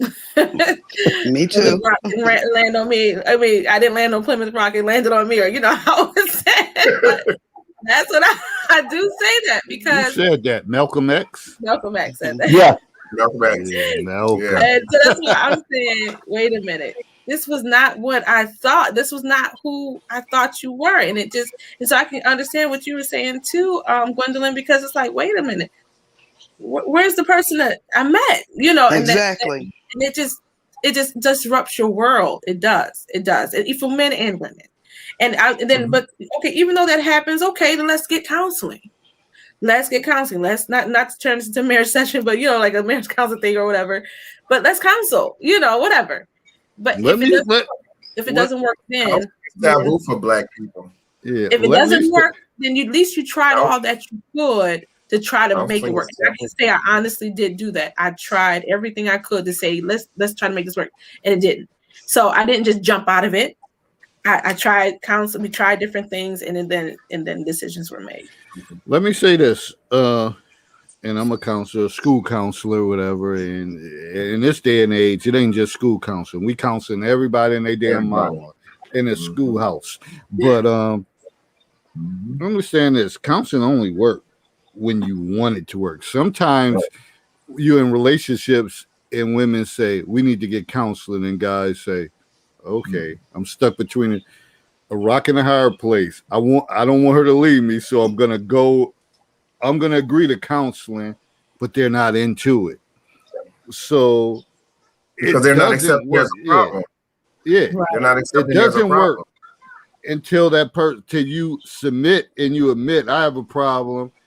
Mm-hmm. Shit, probably you stuck between a rock and a hard place, and you didn't hit the bottom, and you say, "Damn, I really need help. I really need something." But if you haven't committed to that, then it's just that you just go in there like, I'm gonna go here and do that shit, whatever. But to appease her, and in your mind, you saying to yourself, I really ain't feeding into that, and I think that's the issue too. Mm-hmm. But I'm not trying to discourage people not to go to counseling, but understand when you throw that out there as an option for us to get better, you need more background thing. Like, okay, are you serious about this? And you need more of a screening process for him or her before you go there, because he can say he can tell you what he want to tell you, and go through that process just to buy time, and then y'all move forward. Mm-hmm. But I do want to bring my man. We here in here, and I know we said a lot. So I want to hear your feedback on this subject because it's a lot going on tonight. Can you hear us, brother? It's something I can, jump into. Because can you hear me now? Yeah, we hear you. Yeah, we can hear you now. Yeah, I say it's a lot of stuff that y'all unpackage. So it's a lot. What to start? What to jump on?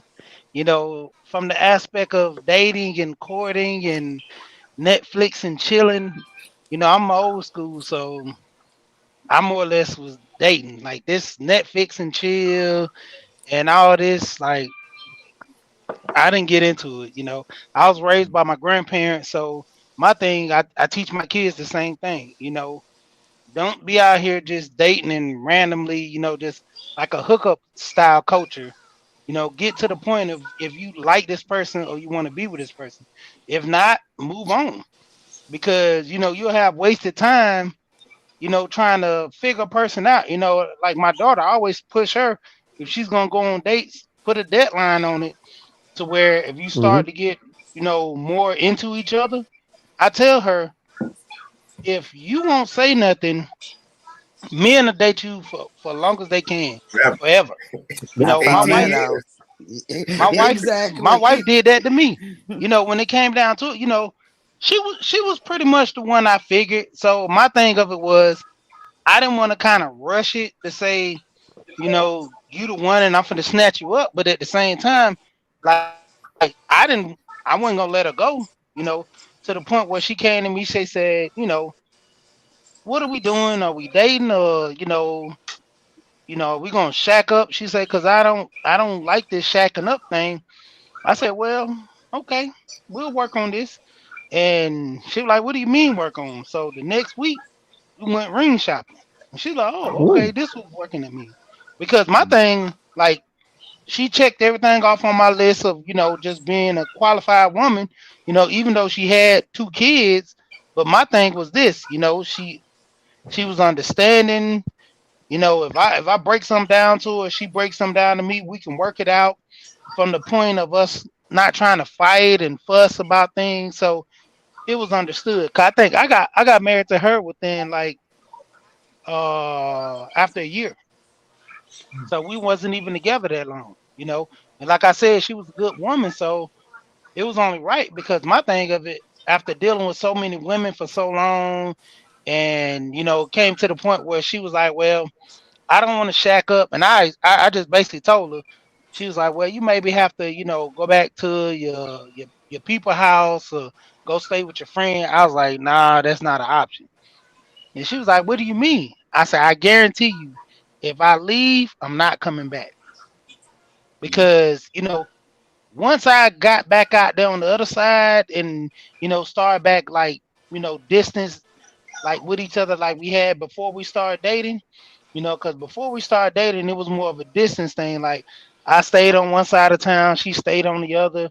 Plus, I always worked a lot out of town. So it was more harder for us to actually meet up and communicate. We always spend more time on the phone. But that was our biggest thing before we got together anyway. I would talk to her on the phone before I even want to go on a date with her. I kind of pushed her off on like 1 or 2 dates, maybe before we actually started dating. Because the first time we actually met through my cousin, but it was like 1 or 2 dates. We kind of was set up, but I was like, well, I got a last minute thing at work, and shut off of that. But it's just the whole process of, if you talk, more or less you'll get into the relationship a lot better. Because it's stemming from a lot of people don't talk no more to kind of say, what do you want to do in this relationship? What do you want out of it? More or less than trying to say, well, I'm just gonna go along with it, and if it happens, it happens. If it don't, oh well. People are not talking no more. That was my biggest thing that I learned from my granddad and my grandma, how they had their conversations, and it got to a point where they didn't see eye to eye and they split up. But it was more or less they had those conversations where they was like, well, you do this, you do that, you're not doing this, you're not doing that. What are we gonna do about this? It's like a meeting of the minds. There's only 1 or 2 things gonna happen with the situation. And a lot of people not doing that. Even in the process with these younger kids now, they more or less date before they even, the whole courting or get to knowing the person. They ready to go run on a date. The dude's ready to go spend money. I'm like, you ready to go spend money on somebody you barely even know? Yeah. So that's my input. Ooh, wow. Yeah, it's a lot. It's a lot. All right. I'm gonna ask another question, whatever. Man, fellas, and we heard a lot. And we talked about the past, the future, or what's going on now. Do you feel it's necessary to court a woman? Why or why not? Do you think that's even necessary now? Like, I ain't got to do all that, whatever, to get her to be my wife or the woman. I'm not about to do all that, especially if she's not going to make me a damn sandwich. I will focus on that sandwich. No, I'm just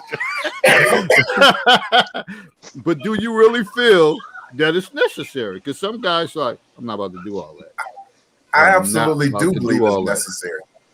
I absolutely do believe it's necessary. I believe in any, especially if if the outcome is what you just said, looking for someone that you're going to marry or be in a serious long-term relationship with, you do have to court that person. I remember even when I got married, we did date night. So even after we got married, we dated. We continued to date, because if you don't date and court that person and get to know that person and keep that relationship and that fire in that relationship going, it's not going to go anywhere anyways. You're going to live in a miserable marriage. You're going to say, you did all this to get me to marry you, and now that I'm married to you, you go and you sitting around the house with your feet up all day. You know what I mean? So you have to carry on that courtship. Whatever you do in the beginning is what you should do throughout. That's why I say don't start something you're not going to finish. Sometimes you gotta change though. But there's always going to be some kind of change. But Lakia, we were talking about it last time when I said to you, I said sometimes a guy will meet you and try to do certain things that he thinks will attract your attention. And then how long can he hold that out? You know what I mean? Right. So if you start something you can't really, if it's not in you to do that, then eventually it's going to show. So by dating that person, woman, female, whatever, whoever's doing it, as long as you both should be dating each other. You both should be getting to know each other on a regular basis. And then as the relationship grows, where you do, and the communication is key, which is what he said earlier, and what we all been saying, is that I'm a big talker. I'm not a text person. I hate when I'll text you in the beginning when I first meet you just to break the ice. But after a while, I'm like, yo, I don't do all this texting. We got to talk. Because I think you guys even heard saw my post. I said, when I meet you, you got to read out loud. I need to hear some conversation out of you. I need to know that you can hold my attention with conversation and we can interact. And I'm a public person. I do a lot of things in the community. So I need somebody that's going to be able to hold their own when I go out there. If I'm out doing what I'm doing, I have to walk away. I don't want to be afraid that if I leave you by yourself, you're going to say something crazy and it's going to reflect on me.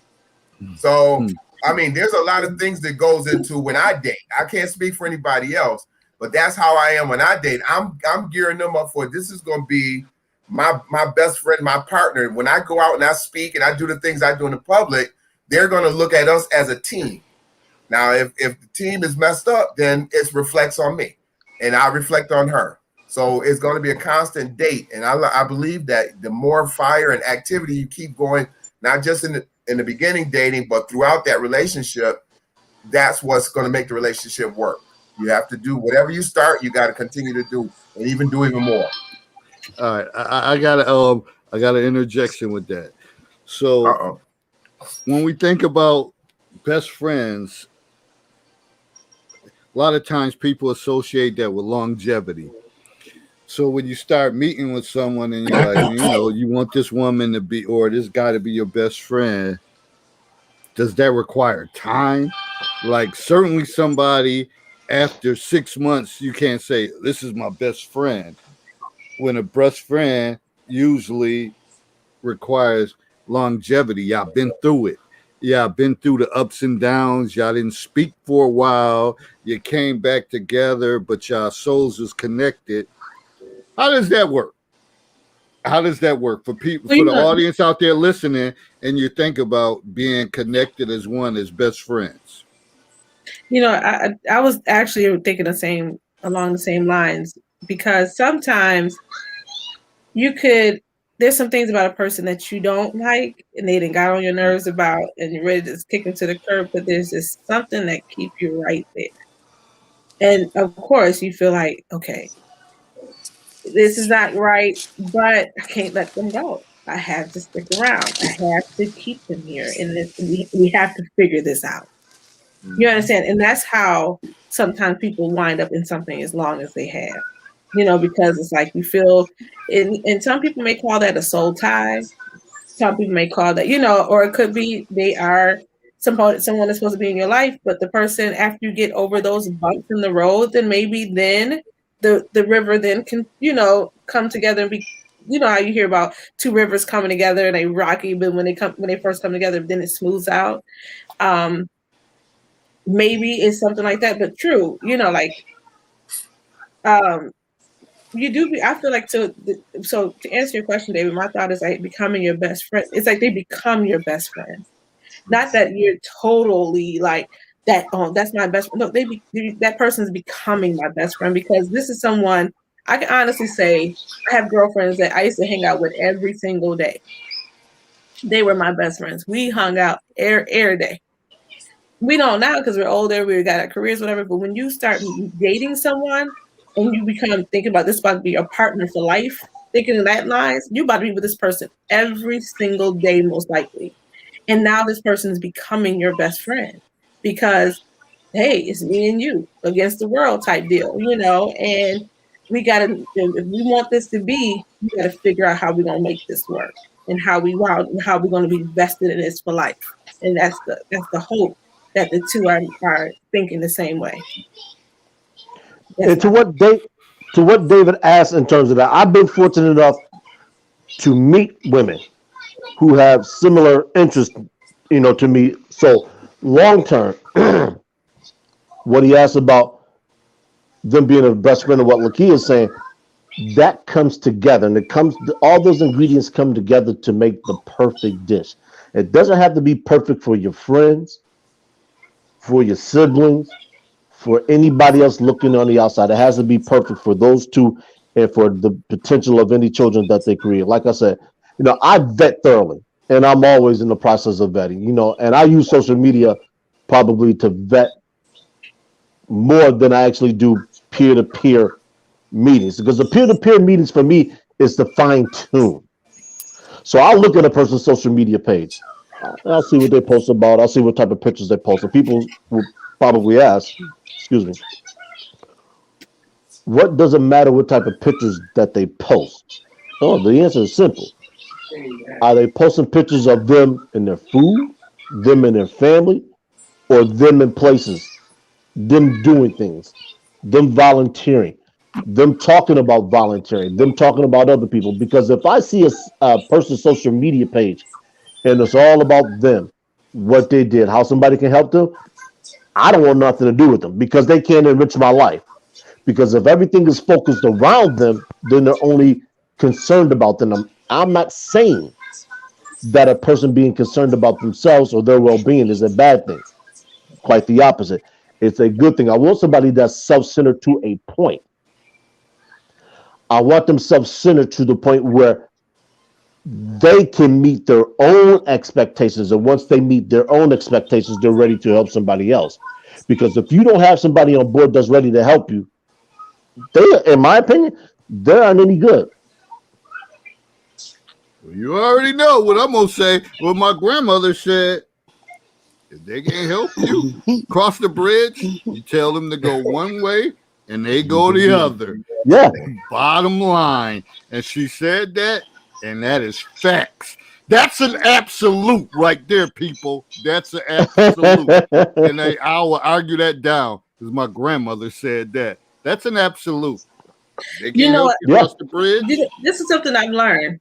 That there's something that I have learned about men is that and those are things that now that I would probably ask in the dating process if I was dating, is that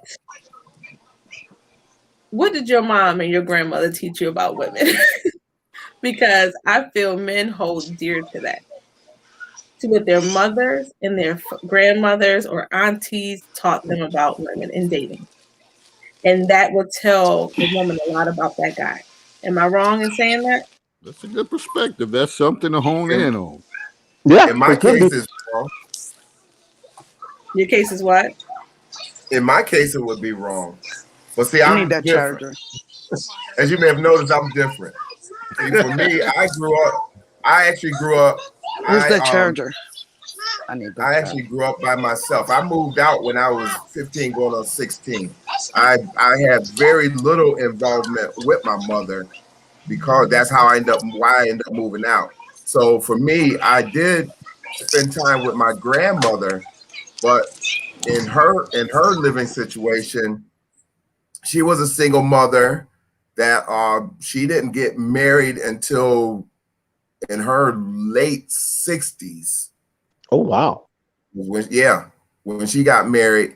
And so I end up, spending time with her and her husband. So I got to see their relationship, but they were so in their elderly age that there was no romance, and it was more like, this is my partner. We gonna take care of each other till we go. Mhm. It wasn't what you would consider looking at them to see how to make a marriage work. They didn't marry for that reason. So, and then my mom, she was a single mom. We left my dad when I was 5 years old. And that was a volatile, abusive situation. So I went from that to a single mom who was, a whole other situation. But I moved out when I was 16. So I really didn't see, and I talked about it last week. I said I mentioned that I told my mother, she never told me she loved me till, when I said that at the age of 20. You never once told me you loved me. And I was 20 years old. And so for me, you have guys who have been in situations like that. They may have been as drastic as my situation.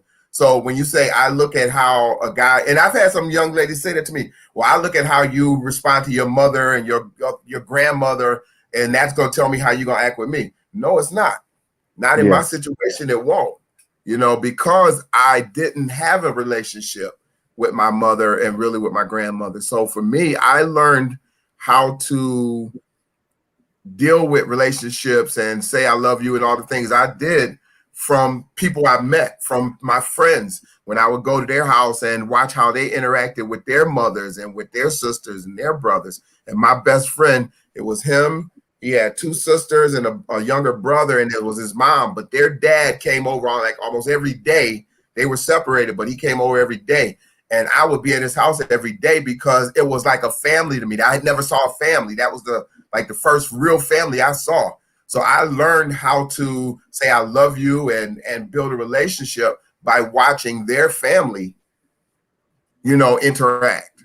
And that's how I learned how to do it. So it wasn't from my upbringing. Okay. Yeah. To follow with what Willie is saying, it's a sound way to get to know a man, provided that it fits. And for Willie and like myself, it doesn't. Not that my mother was anyway adverse to that. It was just something that was never really natural for her. She had 11 kids, so trying to divide all your time and your attention between that many children, it's an undertaking, to say the least. So we spent a lot of time with our maternal aunt. She really did the raising of us. She didn't have any kids of her own, so we learned through her and her husband, my uncle, what that was. And my uncle, when we got up in age, he walked on a cane, so he was pretty much physically incapable of doing a lot of things that a lot of men that did, but he was up in years. So my aunt passed before he did, which usually is the inverse. Black men usually die sooner or before their mate. So it was all kind of different for us growing up. We learn how to exhibit love by doing for each other. So when something needed to be done, there was always somebody there. Nothing was ever really left up to one individual to do, and that included things around the house. Now, my aunt was a stalwart. She and my mother are pretty much cut from the same cloth, and that they were always hard workers. No matter what they were doing, they would put their all for it. So, love was never really a thing. It was do what needs to be done so we can get to where we need to. And I think, and don't want to speak for Willie, I know for myself, that's what I'm always looking for. I'm looking for, are you going, when it's necessary, are you going to put your quote unquote feelings aside for what we need to get done? Because I'm not going to always put my feelings first when it comes to me dealing with somebody. There might be something I hate to do, but I say, you know what? It needs to be done.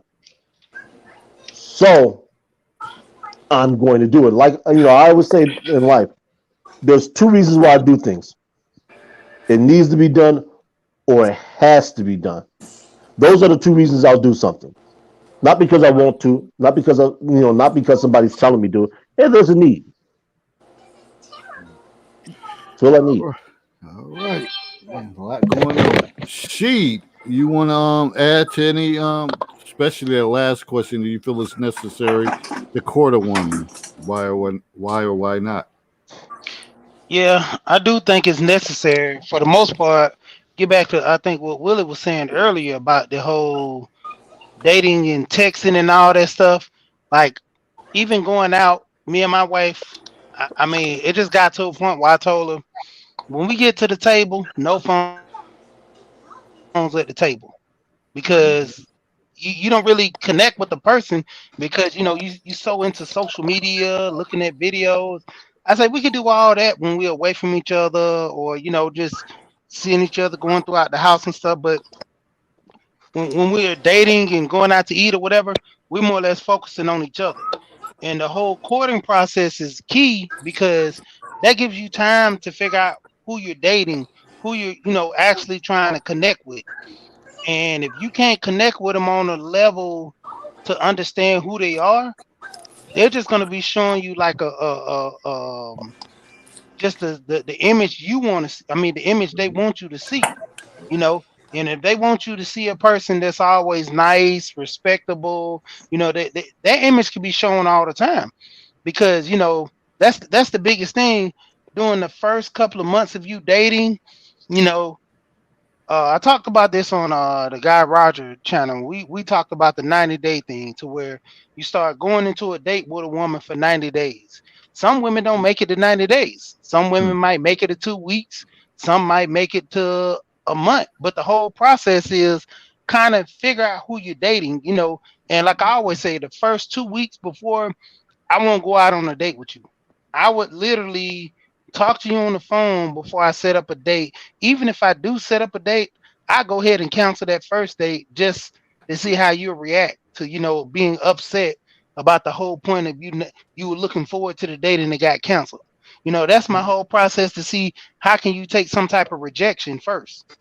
And then coming into the conversation where we're talking on the phone, I'm like, how was your family, your upbringing? It's ways of just going into those conversations, saying how, yeah, my brothers, man, they were bad. Then she's, oh, I have brothers too, start the conversation, I got family. And yeah, my life was pretty good. I had it pretty good. Then they'll start going into, well, I ain't have it so good. My parents did this, did that. Excuse me. And then you start getting a feel of who that person is because these are the type of things they won't open up if you don't ask.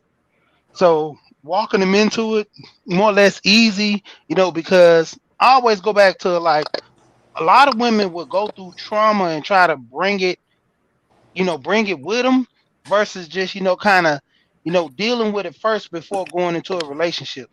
I always talk about this one girl I was trying to talk to before I met my wife. I actually seen her in the store. I was trying to talk to her. She was a nice looking lady. I just like the fact that she was so courteous and nice that I wanted to, try to say, hey, how you doing? Can I get your name? Mm-hmm. Talk. She was even in a different state. But the whole point of her saying that she didn't want to give me her number or deal with me because she just got out of a bad relationship. She said, I don't want to bring that to the relationship with you. So I'd rather not deal with you at this time. And if the situation comes where we meet again, then we can talk. I respected that. I wasn't a guy to say, well, you don't want a friend or still try to get a number. Nah, I respected her judgment because she was going to give me something that I didn't want. Some bad relationship mojo, or the dude that hit over the head, and she coming to me like, yeah, you hit me last week. We just met like 2 days ago. It's real. They'll bring that into the relationship, the past relationship, but never, got closure from that. So, courting the process is the whole thing of understanding who you're dealing with and, going into that relationship. Will it even last?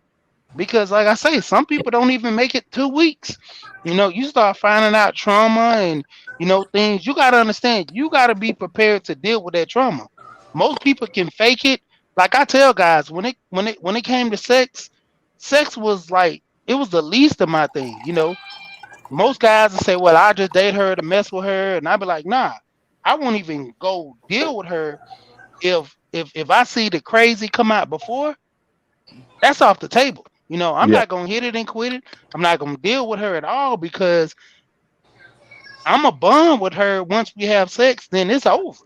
Like she Hmm. loves me, even if I don't love her. You know, so you gotta watch. You gotta watch that. You know, thing of just trying to mess with women, just to, have sex like you conquering something. You gotta understand, like you don't know who you're dealing with. Most guys, you just sit there and just talk to them for a couple of minutes. You technically don't even know. Their mind might be in a whole nother world.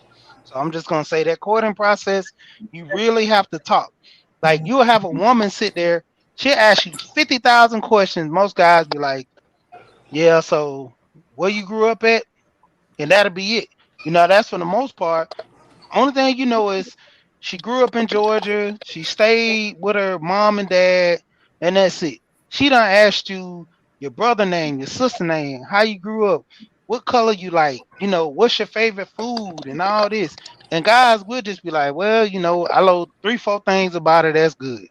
The same way they ask questions, I ask questions as well because I want to know you on a personal level than just who I see. I want to know the person behind that face because that's like makeup. Once it come off, who's behind the makeup? Yes, sir. So it's a couple things. Appreciate your feedback sheet on that.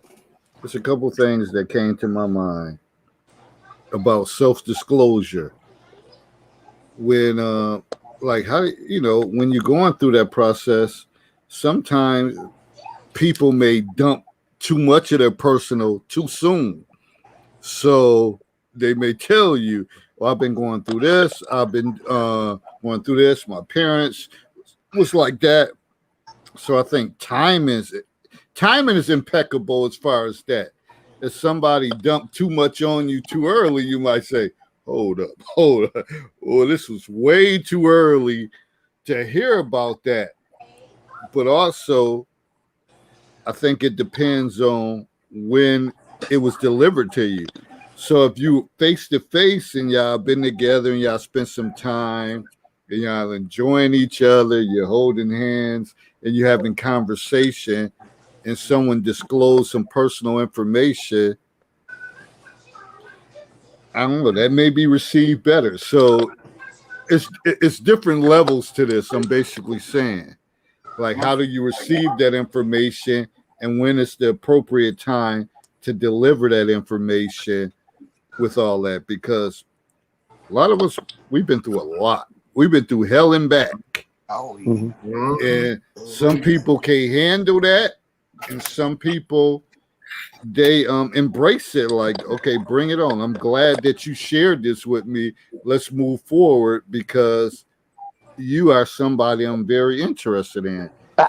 So that's that. But I want to bring Gwendolyn back in and get her feedback on this, and then we'll move on to the next thing. And it's 10:38. We getting out of here at 11 o'clock. We getting Well, the hell out of Dodge.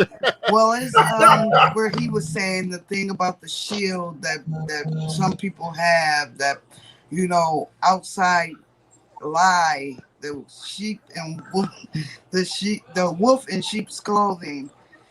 The 18 years the relationship that I told you about.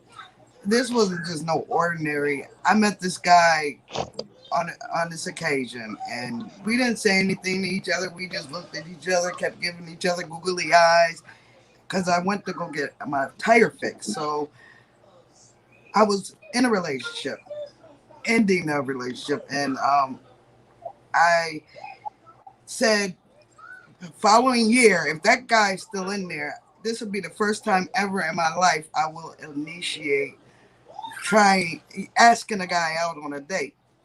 So I go in there a year later. He's still there working, and we're still there giving googly eyes and all that, and just looking at each other. Then he said to me the little scribble thing, and I'm like, yeah, sure, come on. We exchanged numbers. We talked on the phone for months, and then I finally met him, and we spent time together and stuff. And then he was like, I want you to be my lady. And I was like, I think you're cool. we can do that. And, you know, we carried on first, like I told you, the first 10, 15 years was great. We did everything together. We fished together. We went, I mean, our thing was going to the falls and just walking around and things like that. We had so much good going on. And then, you know, it started changing. And it was like, you know, who's this person? I cooked for him all the time. I always had meals for him when he came over. And he started getting funny, talking about, oh, I don't even like that anymore. I don't want that. Oh, I'm not, you know. And it was just like, he's changing his whole everything. And then it got to the point, it's like, he used to tell me, oh, I'm coming over. He didn't show up. After a while, I got tired of it. And I was like, next time he called, I'm out. I mean, you know, he doesn't come, I'm out. So, you know, if he didn't call me by a certain time, I mean, he told me he was coming. So if he didn't come by a certain time, I left. Then he was like thinking I was cheating on him. It's like, no, I'm not going to sit and stare at the walls every night while you're wherever you want to be, because I'm the coolest person to get along with. I don't like to argue. You know, and at the end, the last year we were together, it was like he wanted to control me. He seemed that he couldn't break me down because I'm so independent. I'm always used to taking care of myself. I never ask a man for anything when I'm in a relationship. I feel if a man wants to do for me, he's gonna do it. I shouldn't have to ask. So, you know, it got to a point where I just found out behind my back, he's trying to alienate me from my family and my friends. And then he started telling me, oh, you rather hang with them than me and this and that. And when that happened, it was like, how are you even being like that? I'm with you whenever you want me to be with you. I make time for you, but you want to pop up whenever you want to and no call, whatever. I mean, I don't have anything tonight. Hi, you can pop up whenever you want to.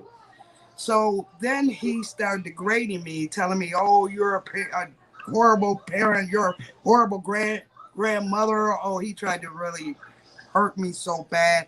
But he couldn't say that because my daughter's 30 years old and I got 3 grandkids.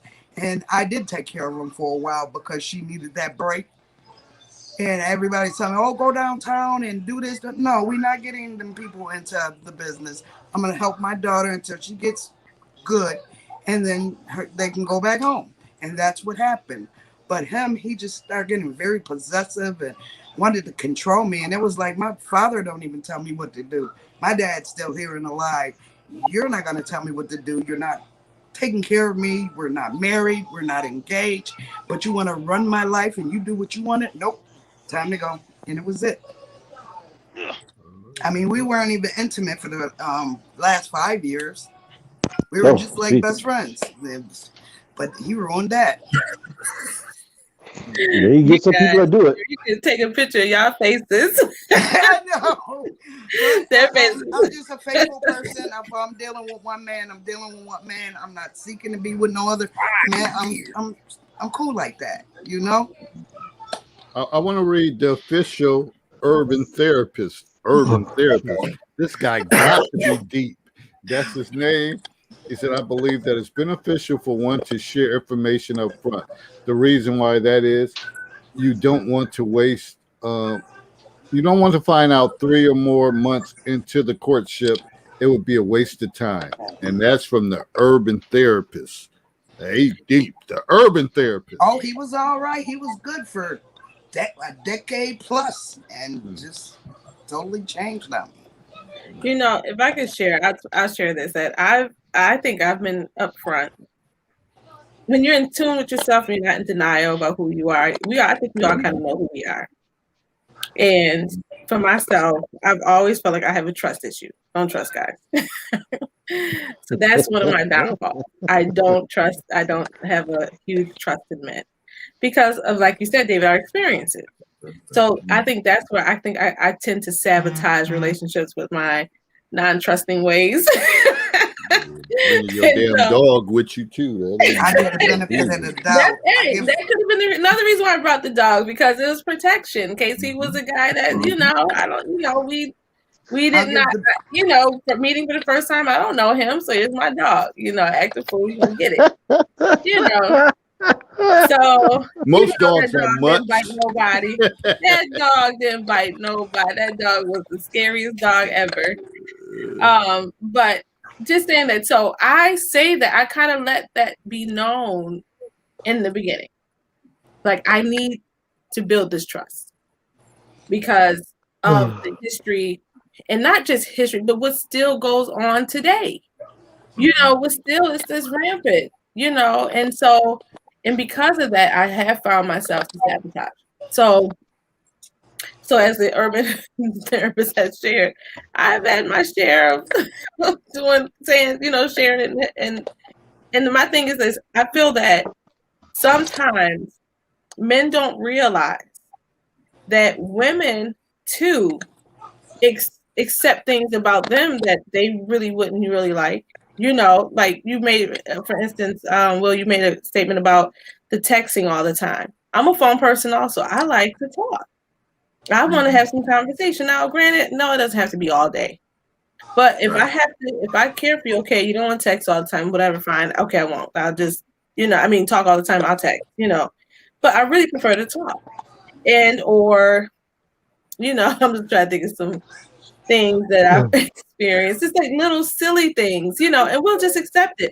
So when we do something and it be to you guys at that point, like, okay, this is just a turn off. I don't want to deal with her no more. But I think you guys don't realize we have also, as Gwendolyn have shared too, accepted some things about you guys and said, okay, you know what? I don't care for that.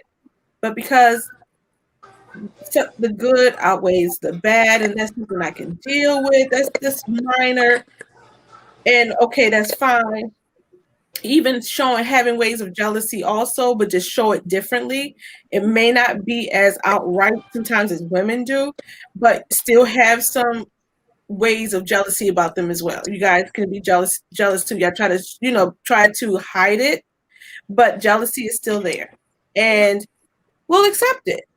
But as soon as a woman start acting a fool or do something you don't like, now it's like, okay, you gotta cut her off.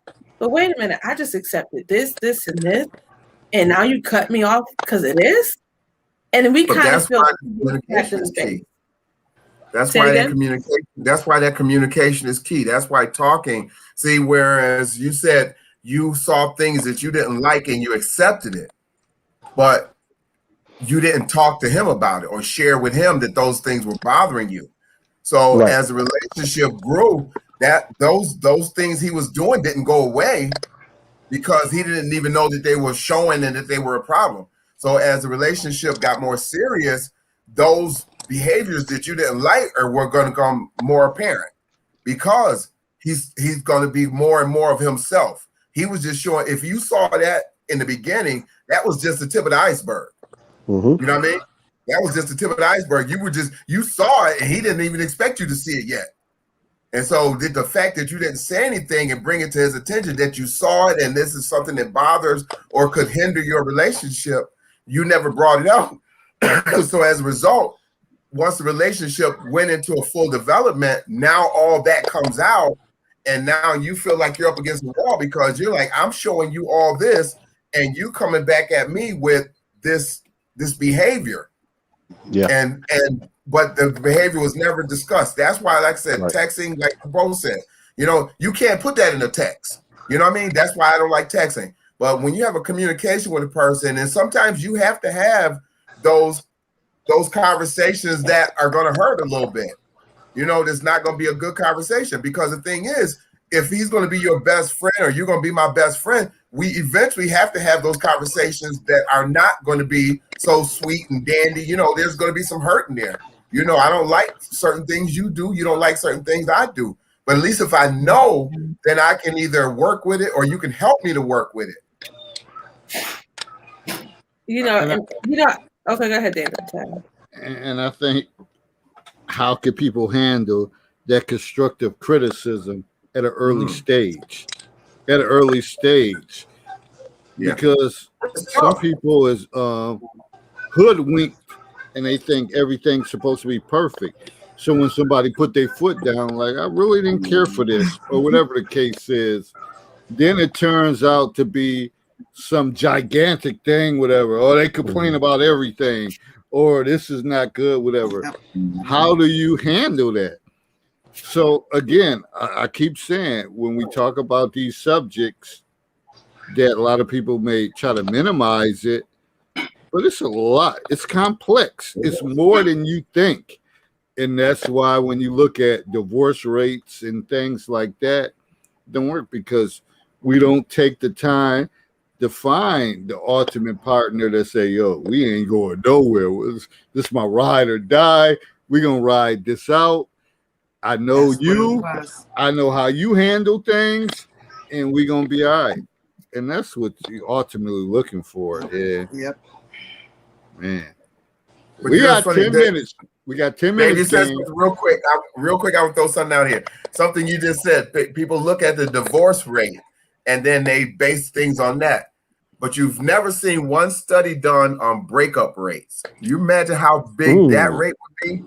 Imagine if they did a study on breakup rates. How many times people have been in relationships and broken up? You know, you have some people date a week and break up. Date, you know, so that would be a study to look at. That would really show you how dire straits relationships are right now. Yeah. If you look at the breakup rate, you know, before you even get to marriage, they don't even get to marriage. They don't even get to really dating. You look at the breakup rate. That will really show you how bad things are out there and how lack of relationships and communication, how bad it is out there for everybody. But the wolf, he gave me some advice that I'm going to take in consideration. He said that you have to be mingling with the right type of people in order to find someone to court. And that's what really hit the nail on the head, because I'm the type of person, I'm going to give you the benefit of the doubt till I see different. Once I see different, I ain't got a problem with letting you know or telling you about it. That's the type of person I am, but I'm the coolest, laid-back person you'll ever meet. This is why when we spoke about vetting women, this is why I encourage people to go to specific events, because you're going to meet a certain class of individuals at these particular events. So you're going to fundraisers for whatever it is, whatever the cause is. You know that those people there have already vetted themselves because they're giving of themselves to a noble cause. Like I said about the dance lessons, you know, those people are there because they want to learn how to dance, so they're naturally outgoing. I say these things for a reason, is so that you can avoid the riffraff and the mischievous people that are out there, because they're out there. Oh, you ain't got to tell me. I run crafts so, oh my gosh. And they're great at cloaking themselves. But the one thing that you can't cloak is authenticity with what it is that you're doing. Because if you're doing something half-assed, somebody's going to see that you're doing something half-assed, and they're not going to be bothered with you. They're going to say, look, I can tell by the effort that person's putting out that they're not worth the time. Conversely, you see somebody busting their behind, you can say, okay, you know what, this person is busting their behind. Let me get with this person so we both can bust our behinds together and be successful. That stuff, it tells on itself. Effort, you see effort, and you don't have to ask. If a person's committed, that effort is going to tell you. Yeah. I also want to say a lot of people look for guarantees, and that's like one of the biggest problems going into a relationship. Ain't no guarantees. You know, you got to go into a relationship open, you know, kind of figuring things out. And if you already suffering from past traumas and things, it's gonna make it worse. You know, me and my wife, it was funny. Me and my wife had a situation where every time we would get into an argument, she would always think, you know, it's appropriate to just yell and, you know, talk, and I just look at her. And probably like 3 or 4 arguments, you know, she kind of just came to me and was like, why do you always do that?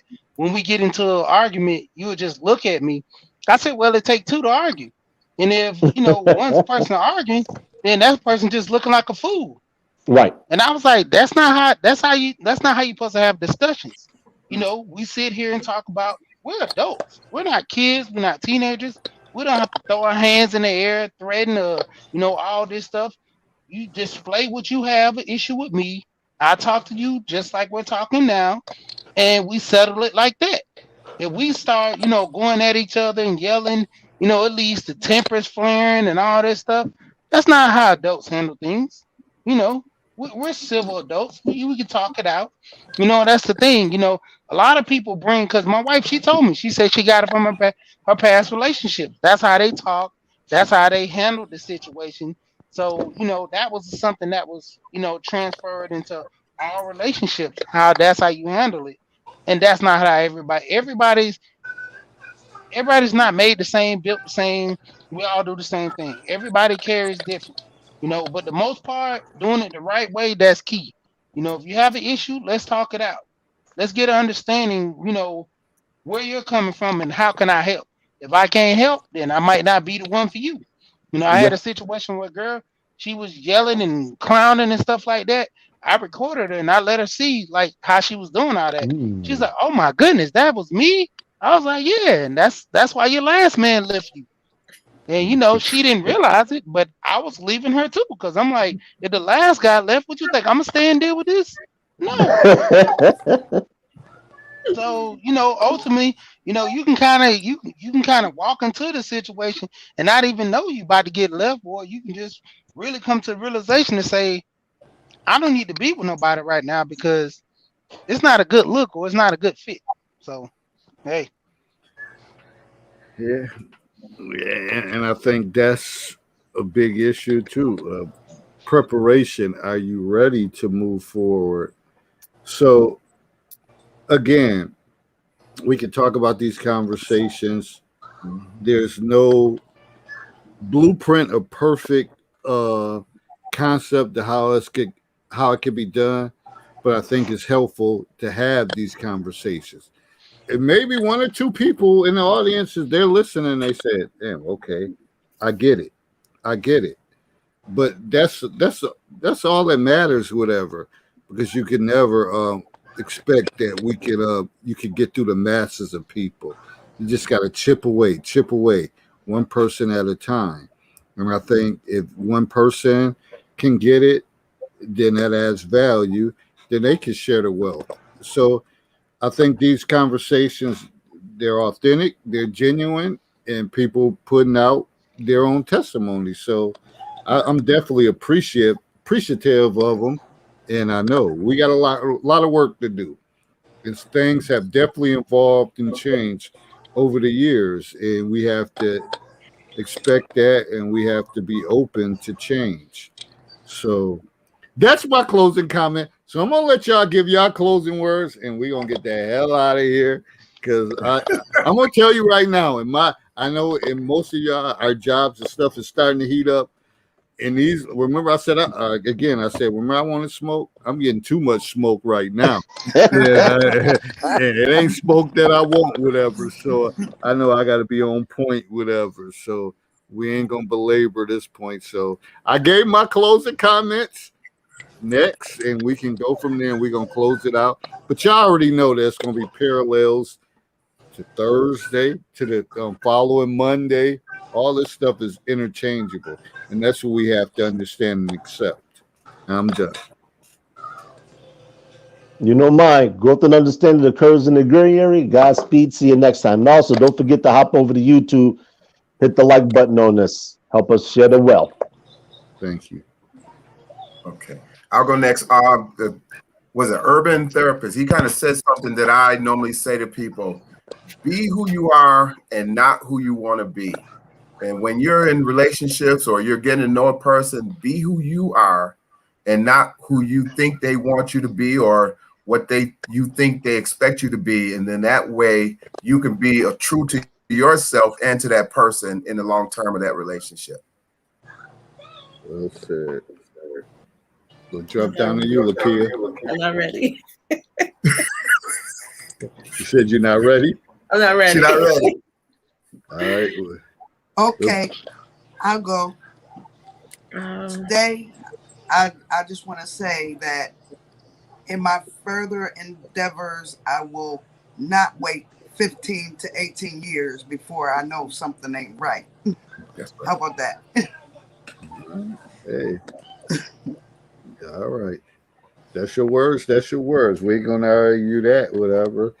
And maybe that's what you absorb, and you said, "Hey, I waited too long, so now next time you on a short leash, my man. I'm not about to do this, whatever." So, and that's a good thing. And tell the truth, the whole truth, and nothing but the truth.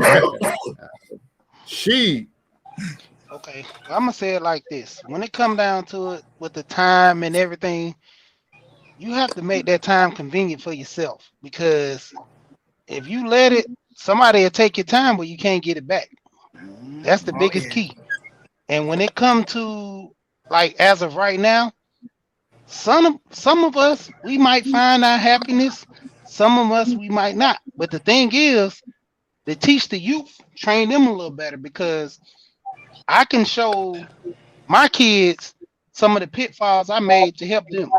You know, I had a lot of elders show me that the things they did that I know not to do as I grow up in relationships, and the elders that, you know, did the right thing to show me how to keep going on and better in my life. So I'm just gonna close with that. You know, each one teach one. all right. Appreciate you, brother. Lakia, Okay. I'm looking at some quotes. together, Ah, together my thoughts. Okay. But I think this was a good one. Courting is a much sweeter term than dating. It sounds like it has more intent, more like an agreement that two people enter into with a future in mind. That's my closing statement. and Thank you. that's Thank true. you. That's true. And that's the thing. Whatever we wanted when we wanted to attack this subject, we wanted to talk about the differences and what people mindset was about it. And as you can see, there's no cookie cutter approach that one person thinks this thing and it's an absolute. There's no absolutes. But the one thing we can do is the one thing we can always bank on is knowing yourself and trying to know your personnel. You know yourself, and you know your personnel, and you get to know each other, then you got a solid foundation.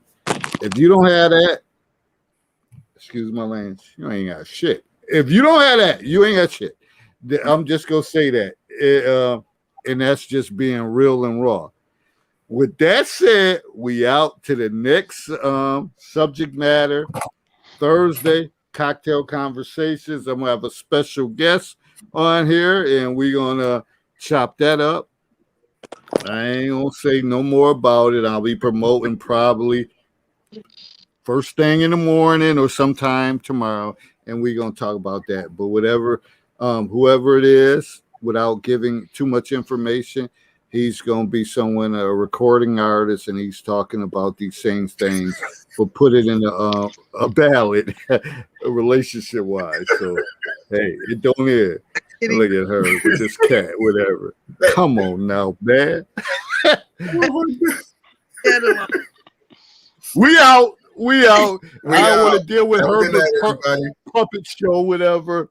We out. Good night. Appreciate you all. See you on Thursday. If not Thursday, see you on Monday. Peace and love, people. Good night. Good night.